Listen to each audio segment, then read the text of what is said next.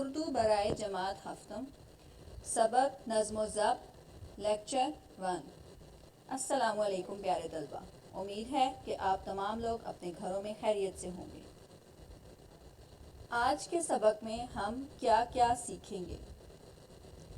مضمون کا تعارف، نظم و ضبط کا مفہوم، زندگی میں نظم و ضبط کی اہمیت، دنیا کے ہر نظام میں نظم و ضبط کا کردار اور بلند خوانی۔ سب سے پہلے ہم اس سبق کے تعارف پر آ جاتے ہیں۔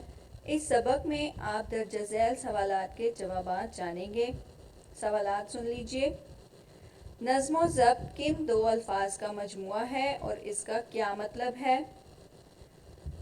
حسن ترتیب کا دوسرا نام کیا ہے؟ نظم و ضبط پر عمل کرنے کے کیا فائدے ہیں اور نظم و ضبط پر عمل نہ کرنے کے کیا نقصانات ہیں؟ زندگی کے کون کون سے شعبوں میں نظم و ضبط کی پابندی ضروری ہے؟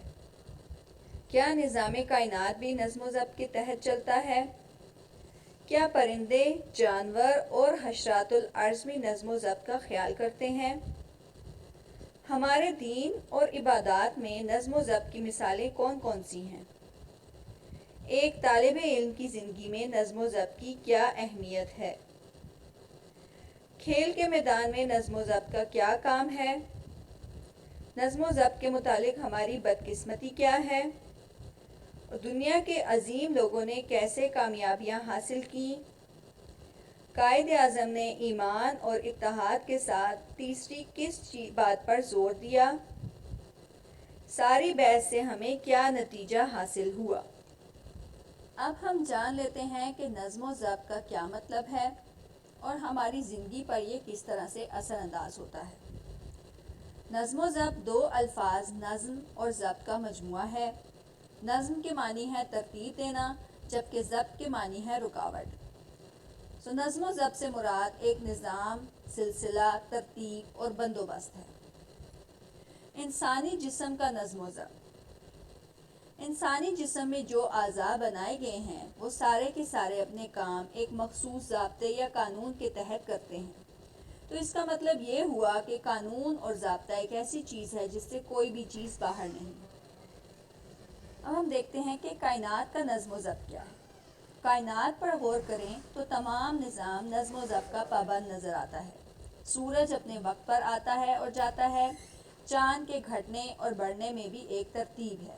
ہواؤں کا چلنا، موسموں کا بدلنا، برفوں کا پگھلنا اور ندی نالوں کا رواں دواں ہونا سب قدرت کے قوانین کی مثالیں ہیں۔ ایک گھر کا نظم و ضبط کیا ہے؟ اسی طرح ہر گھر کا اپنا نظم و ضبط کا نظام ہوتا ہے۔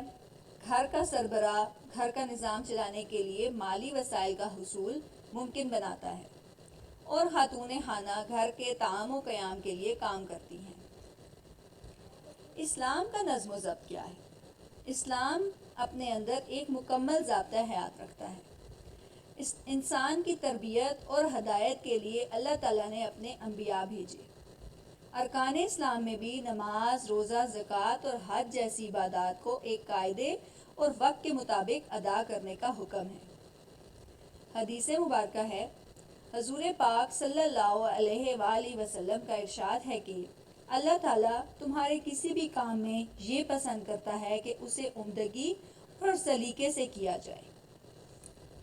قائد اعظم نے نظم و ضبط کے بارے میں کیا کہا؟ قائد اعظم نے قوم کو اتحاد، یقین اور تنظیم کا عظیم سبق دیا۔ اگر ہم اپنے وطن پاکستان کو ترقی یافتہ قوموں کی صف میں دیکھنا چاہتے ہیں تو ہمیں اپنی صفوں میں اتحاد پیدا کرنا ہوگا۔ یاد رکھیے، سائنس ایک منظم علم ہے اور دانائی منظم زندگی۔ امید ہے نظم و ضبط کا مفہوم آپ کو اچھی طرح سمجھ آ گیا ہوگا۔ اب آپ کتاب کا صفحہ نمبر 18 کھولیے۔ میں ہر صفحے کی بلند خوانی کروں گی، مشکل الفاظ کے معنی بتاؤں گی اور کچھ سوالات پوچھوں گی جن کے جوابات آپ نے خود اس صفحے کے اندر سے ڈھونڈ کر اپنی کاپیوں پر لکھنے ہیں۔ تو شروع کرتے ہیں۔ سب سے پہلے صفحہ 18 کے خاص الفاظ اور ان کے معنی اور سوالات سن لیجئے۔ پہلا لفظ ہے نصب العین۔ नस्बुल ऐन का मतलब होता है असली मकसद, मफादात, फ़ायदे, हुस्न तरतीब, सलीके से कोई काम करना, बरअक्स, उल्टा, शिआर, तरीका, इंतशार, बदनज़मी फैलना, दलील, सबूत, और मुनज़्ज़म, वो चीज़ या काम जो तरतीब और निज़ाम के साथ किया गया हो। अब हम बुलंद ख़्वानी शुरू करते हैं। नज़्म व ज़ब्त दो लफ्ज़ों नज़्म और ज़ब्त का मजमुआ है। ये दोनों अरबी ज़बान के लफ्ज़ हैं। नज़्म के मानी है लड़ी में परोना और तरतीब देना, जबकि ज़ब्त के मानी है रुकावट। इसका मतलब ये हुआ कि अपने कामों में किसी कानून और कायदे की पाबंदी करने का नाम नज़्म व ज़ब्त है। ज़ाती मफादात और ख्वाहिशात को रोक कर अपनी सलाहियतों को किसी आला नस्बुल ऐन की खातिर मुनज़्ज़म करना नज़्म व ज़ब्त कहलाता है। हम ये भी कह सकते हैं कि नज़्म व ज़ब्त हुस्न तरतीब का दूसरा नाम है। जो लोग नज़्म व ज़ब्त की पाबंदी करते हैं उनकी ज़िंदगी असूल व ज़वाबित के मुताबिक गुजरती है। उनके हर काम में एक सलीका और तरतीब नज़र आती है। उसके बरअक्स वो लोग जो नज़्म व ज़ब्त से आरी होते हैं उनकी ज़िंदगी में किसी कायदे या कानून की पाबंदी नज़र नहीं आती। ऐसे लोगों की ज़िंदगी बेसलीका और बेतरतीब गुजरती है। ज़िंदगी के हर शोबे में नज़्म व ज़ब्त की पाबंदी ज़रूरी है। वो लोग जो नज़्म व ज़ब्त को अपना शिआर बनाते हैं उनकी ज़िंदगी सुकून से गुजरती है, जबकि नज़्म व ज़ब्त की परवाह न करने वालों की ज़िंदगी बेसकूनी और इंतशार का नमूना पेश करती है। ज़िंदगी में वही लोग कामयाब होते हैं जो अपने काम की मंसूबाबंदी करते हैं और वक्त को बेहतरीन अंदाज में सर्फ करते हैं। नज़्म व ज़ब्त के बगैर ज़िंदगी में कोई कामयाबी हासिल नहीं की जा सकती। नज़्म व ज़ब्त की पाबंदी कामयाबी की दलील है। वो लोग जो नज़्म व ज़ब्त के आदी होते हैं कामयाबी उनके कदम चूमती है। बुलंद ख़्वानी आपने सुन ली, अब सवालात सुन लीजिए। नज़्म व ज़ब्त का क्या मफ़हूम है? नज़्म व ज़ब्त की पाबंदी करने के क्या फ़ायदे हैं? नज़्म व ज़ब्त का ख्याल ना रखने से क्या नुकसान होता है? और ज़िंदगी के किन शोबों में नज़्म व ज़ब्त की पाबंदी ज़रूरी है? इन तमाम सवालात के जवाबात आपको इस सफ़े के अंदर से मिल जाएंगे। आप इनके जवाबात ढूंढें और अपने कॉपियों पर लिखें। बुनियादी तौर पर इस सफ़े के अंदर नज़्म व ज़ब्त का मफ़हूम बताया गया है और नज़्म व ज़ब्त पर अमल करने के फ़ायदे और नुकसान बताए गए हैं, और ये भी बताया गया कि ज़िंदगी के किन शोबों में नज़्म व ज़ब्त की पाबंदी ज़रूरी है। अब हम सफ़ा नंबर 19 के ऊपर आ जाते हैं। सफ़ा नंबर 19 पर मौजूद ख़ास अल्फाज के मायने देख लीजिए। पहला लफ्ज़ है तग़य्युर व तबद्दुल। तग़य्युर व तबद्दुल का मतलब होता है अदल बदल, बदलना। अगला लफ्ज़ है निज़ाम फ़ितरत, कुदरत का निज़ाम। हशरातुल अर्ज़, ज़मीन पर रेंगने वाले कीड़े। कार फरमाई, अमल करना। पंजगाना, 5 वक्त की। औकात, वक्त की जमा। खिलाफ वर्जी, मुखालफत में काम करना। अब हम सफ़ा नंबर 19 की बुलंद ख़्वानी कर लेते हैं। अल्लाह ताला का पैदा किया हुआ निज़ाम कायनात अपने अंदर एक ख़ास तरतीब रखता है। सूरज का हर सुबह वक्त मुकर्ररा पर मशरिक़ से तलू होना और वक्त मुकर्ररा पर मगरिब में ग़रूब हो जाना नज़्म व ज़ब्त की उम्दा मिसाल है। चाँद के घटने बढ़ने में भी एक तरतीब दिखाई देती है। इसी तरह मौसमों का तग़य्युर और तबद्दुल भी हमें नज़्म व ज़ब्त सिखाता है। इस निज़ाम फ़ितरत से इंसान को सबक मिलता है कि वो भी अपने हर काम में हुस्न तरतीब से काम ले। परिंदे, जानवर और हशरातुल अर्ज़ भी नज़्म व ज़ब्त का ख्याल रखते हैं। दिन भर दाना चुगने के बाद जब परिंदे शाम को वापस अपने घोंसलों में जाते हैं तो वो एक ख़ास तरतीब से उड़ते हैं। शहद की मक्खियों का मुताला करें तो हमें मालूम होता है कि इस नन्ही मखलूक की ज़िंदगी किस कदर मुनज़्ज़म और बाकायदा है। चूंकि अगरचा कमज़ोर मखलूक है, मगर कभी आपने उसे चलते देखा है? क्या मजाल जो कोई कितार की खिलाफ वर्जी करती नजर आए। ऊँटों को सहरा में चलते देखिए, हर ऊँट सीधी कितार में दिखाई देगा। हमारा दीन भी हमें नज़्म व ज़ब्त का दर्स देता है। مقررہ اوقات میں نماز پنجگانہ کی ادائیگی نظم و ضبط کی عمدہ مثال۔ ایک امام کی قیادت میں سب کا ایک ساتھ رکوع و سجود کرنا حسن ترتیب کا اعلیٰ نمونہ پیش کرتا ہے۔ رمضان کے مقدس مہینے میں روزے رکھنا، سحر سے لے کر افطار تک کچھ نہ کھانا پینا بھی ہمیں نظم و ضبط کا پیغام دیتا ہے۔ حج کا فریضہ بھی خاص ایام میں انجام پاتا ہے۔ مختلف ممالک سے تعلق رکھنے والے لاکھوں مسلمانوں کا ایک ہی لباس میں ہونا ہمیں نظم و ضبط کا احساس دلاتا ہے۔ نبی کریم صلی اللہ علیہ وآلہ وسلم نظم و ضبط کو بہت اہمیت دیتے تھے۔ آپ صلی اللہ علیہ وآلہ وسلم جب نماز کے لیے کھڑے ہوتے تو سب سے پہلے صفیں سیدھی کرواتے۔ آپ صلی اللہ علیہ وسلم فرماتے، صفیں سیدھی کرو، صفیں ٹیڑھی مت بناؤ ورنہ اللہ تعالیٰ تمہارے دلوں کو ٹیڑھا کر دے گا۔ وہ طالب علم جس کی زندگی میں نظم و ضبط کی کار فرمائی ہوگی وہ ہر روز ایک خاص ترتیب سے سارے کام کرے گا۔ اس کے صبح جاگنے، نماز پڑھنے، ورزش کرنے، ناشتہ کرنے، اسکول جانے، واپس آنے، آرام کرنے، کھیلنے اور کام کرنے کے اوقات مقرر ہوں گے۔ نظم و ضبط کی وجہ سے اسے امتحان میں کوئی پریشانی نہیں ہوگی۔ اس کے برعکس ایک ایسا طالب علم جس کی زندگی میں نظم و ضبط نام کی کوئی شے نہ ہو، جس کے جاگنے، پڑھنے، کھیلنے، گھر کا کام کرنے اور ٹی وی دیکھنے کے اوقات مقرر نہ ہوں، امتحان کے وقت سخت پریشان ہو جاتا ہے۔ صفحہ نمبر 19 کی پڑھائی ہم نے کر لی۔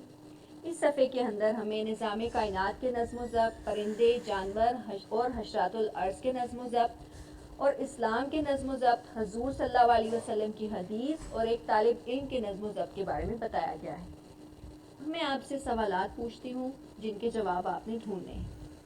نظام کائنات کی کون کون سی چیزیں ہمیں نظم و ضبط سکھاتی ہیں؟ ہمارا دین اسلام ہمیں کس طرح نظم و ضبط کی تعلیم دیتا ہے؟